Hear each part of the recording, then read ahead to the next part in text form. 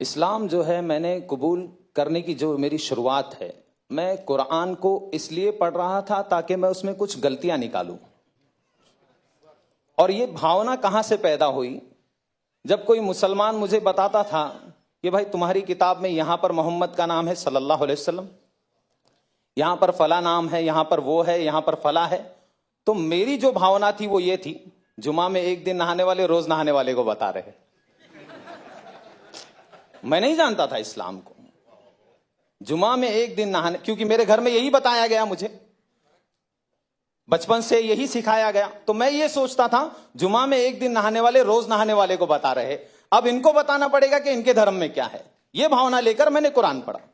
یہ بھاونا لے کر میں قرآن کو پڑھنا شروع کیا. سب سے پہلے فتح محمد جالندھری صاحب کا میں نے قرآن اٹھا کر پڑھا، ترجمہ پورا مکمل.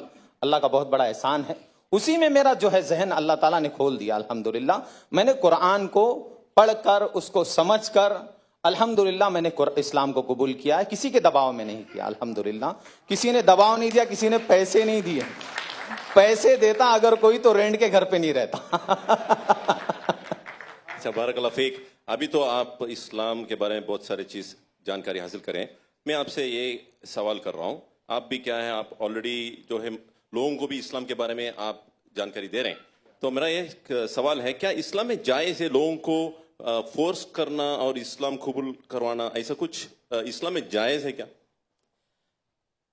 قرآن کی آیت ہے، اللہ تعالیٰ نے قرآن میں ادھیائے نمبر 2 کے شلوک نمبر 256 میں اللہ نے کہا، لا اکراہ فی الدین، دھرم کے نام پر کوئی زبردستی نہیں ہے. قد تبین الرشد من الغی، میں نے اندھکار اور پرکاش کو واضح کر دیا. اندھکار کیا ہے؟ اندھکار یہ ہے کہ اس سچے پالنہار کو چھوڑ کر کسی انیہ کے سامنے اپنے ماتھے کو ٹیکنا، جس نے اپنی ماں کی کوکھ میں، ہماری ماں کی کوکھ میں ہم سب کا نرماण کیا ہے، اس کو چھوڑ کر اس کی پوجا کرنا جو خود ماں کی کوکھ سے آئے ہے، اس کی پوجا کرنا جو سوریہ کی پوجا جو خود است ہو جاتا ہے، جو خود نکلتا ہے، اس کی پوجا کرنا، یہ اندھکار ہے. پرکاش کیا ہے؟ جس نے اس پرکاش دینے والے سوریہ کی پوجا کی بنایا ہے، اس کی پوجا کی جائے، نہ کہ سورج کی پوجا کی جائے، نہ کہ چاند کی پوجا کی جائے. یہ قرآن کی بہت ساری آیتیں ہیں. قرآن میں بھی ادھیائے نمبر 41 میں بھی پالنہار نے کہا ہے، اللہ تعالیٰ کہتا ہے، سچے پالنہار کہتے ہیں کہ لا تسجدوا للشمس ولا للقمر واسجدوا، نتمستک مت ہونا نہ سورج کے سامنے نہ چندر کے سامنے، بلکہ اس شکتی کے سامنے، اس پالنہار کے سامنے نتمستک ہونا. للہ الذی خلقہن ان کنتم ایاہ تعبدون، جس نے نرمان کیا ہے ان ساری چیزوں کا، اس کے سامنے جھکو، نہ سورج کے سامنے جھکو، نہ چندر کے سامنے جھکو.